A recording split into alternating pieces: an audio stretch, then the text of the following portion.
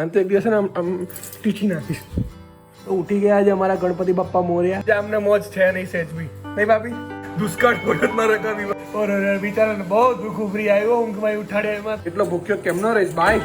કેમ છો મિત્ર, સ્વાગત છે તમારું એક નવા વ્લોગમાં. મોજે મોજમાં અને રોજમાં. અને આજે આમને મોજ છે નહીં સેજ બી નહીં ભાભી. એટલે પેલા માસી ને વ્લોગ મોજ નથી આજે છે ને. આ માસી અને આ માસી બેવ સરખા છે. ઉઠી ગયા છે અમારા ગણપતિ બાપ્પા મોર્યા ઘરના. ઊંઘમાં જ છે. તો આજે અમારી મમ્મીનો જીવ નહીં મમ્મી. આને મમ્મી કોઈને અડવા ના દે. અડવા જ દે મને. અડવા દે. આગે હું જોઈ લે અડવા દે ને. આટલું તું મને કોકટે તોય નહીં કહેતી હે ને. કહી ને ને ભંગાર. આમ તો એક દિવસ ને આમ ટીચી નાખીશ.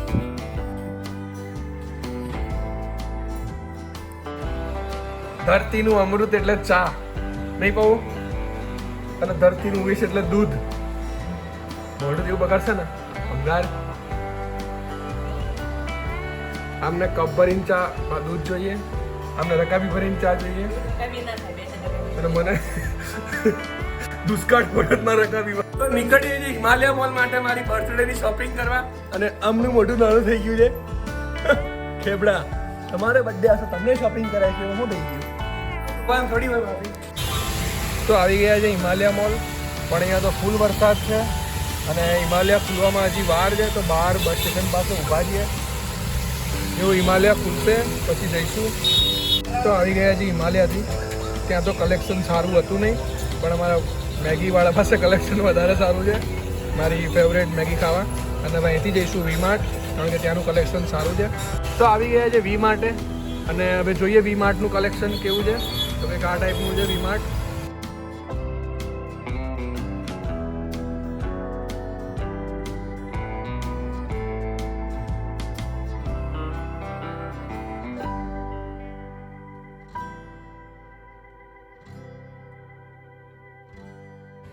તો લઈ લીધો છે કપડાં અહીંથી અને હવે નીકળીશું બહાર. તો જેવા ખરીદી કરીને બહાર આવ્યા એવા તરત વરસાદ ચાલુ છે. જેમ હિમાલયમાં ચાલુ હતો ત્યાં બી વેઇટ કરવો પડ્યો તો વરસાદ બંધ થવાનો. અહીંયા બી વેઇટ કરવો પડશે. આવી ગયા છીએ ઘરે અને સખત પલ્લી ગયા છીએ. રેઇનકોટ પણ સૂકવી દીધો છે અને બીએમ પણ મૂકી દીધી છે એની જગ્યા ઉપર. આજે ભાભી તો એમને જગાડવા પડશે અને એમને જગાડીને જઈએ અંદર અને કપડાં બપડા ચેન્જ કરીએ. કારણ કે સવારથી પલ્લી રહ્યો છું. પહેલાં હિમાલય મોલ ગયો ત્યાં ખુલ્યો નહોતો તો બહાર બેસવું પડ્યું. બહાર બેઠો એમાં પલ્લી ગયો. અંદર જઈને ચેન્જ કર્યા પણ આવતા આવતા પાછો પલ્લી ગયો. રેઇનકોટ હોવા છતાં કારણ કે રેઇનકોટ થોડો ફાટી ગયો છે એટલા માટે. તો ઉઠી ગયા છે ભાભી અને ઉઠ્યા પછી અડધી ઊંઘમાં કંઈક આવાજ દેખાય છે. ઓર બિચારાને બહુ દુઃખ ઉભરી આવ્યો ઊંઘમાં ઉઠાડ્યા એમાં. તો ચાલી રહ્યું છે અહીંયા મારા બ્લોગનું થંબનેલનું એડિટિંગ.